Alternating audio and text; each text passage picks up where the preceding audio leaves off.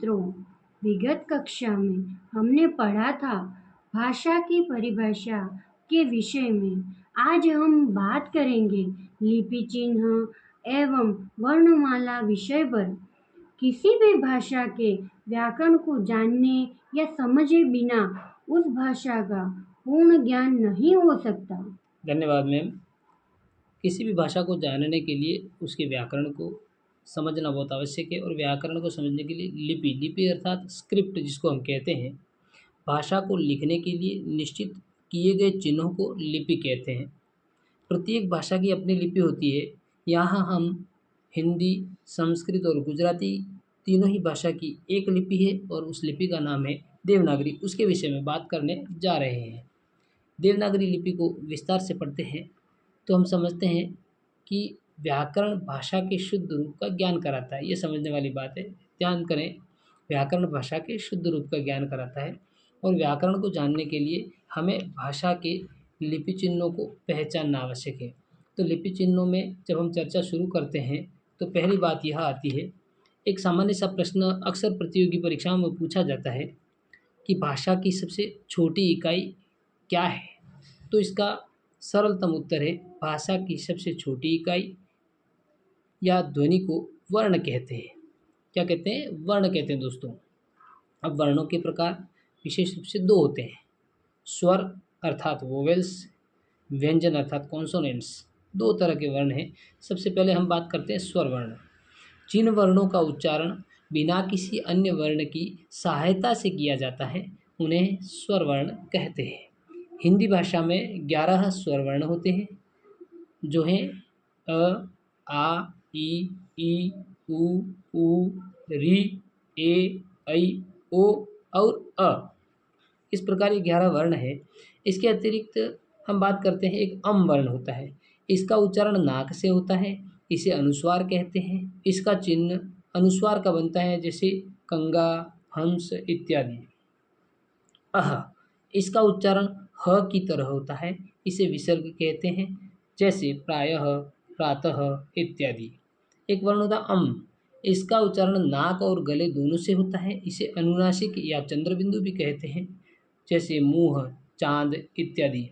विशेष ध्यान रखने वाली बात है, अम और अह अयोगवाह वर्ण कहलाते हैं।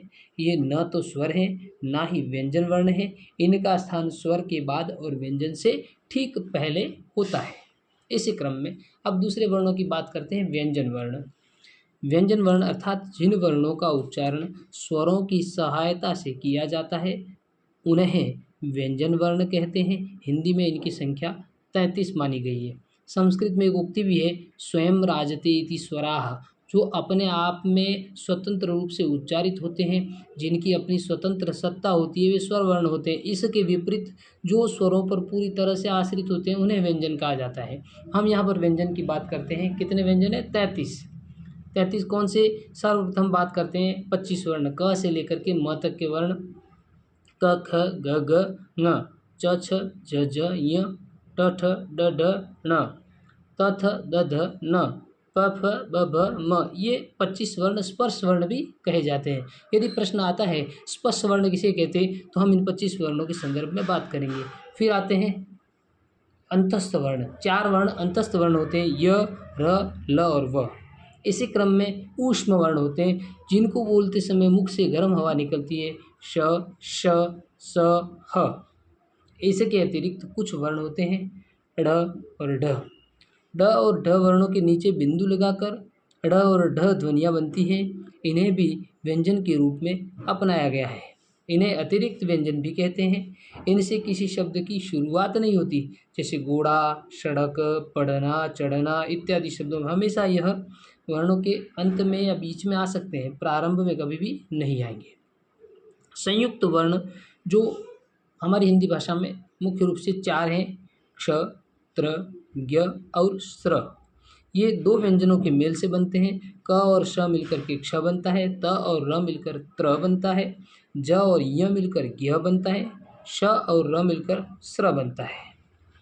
अब हम बात करते हैं, आपको ओवरऑल वर्णमाला में वर्ण कितने हैं, संपूर्ण रूप से वर्णमाला में कितने वर्ण हैं, इसकी जानकारी करना मैम देगी। अंग्रेजी में 26 वर्णों की वर्णमाला होती है, जिन्हें अल्फ़ाबेट्स कहते हैं। हिंदी भाषा में 44 वर्ण होते हैं। अतः हम कह सकते हैं कि वर्णों की क्रमबद्ध व्यवस्था को वर्णमाला कहते हैं। हिंदी में वर्णों की संख्या 44 होती है, लेकिन यदि ड, ढ, अंग, अह और क्ष, त्र, ज्ञ, श्र को वर्णमाला में जोड़ दें तब वर्णों की संख्या 52 हो जाती है।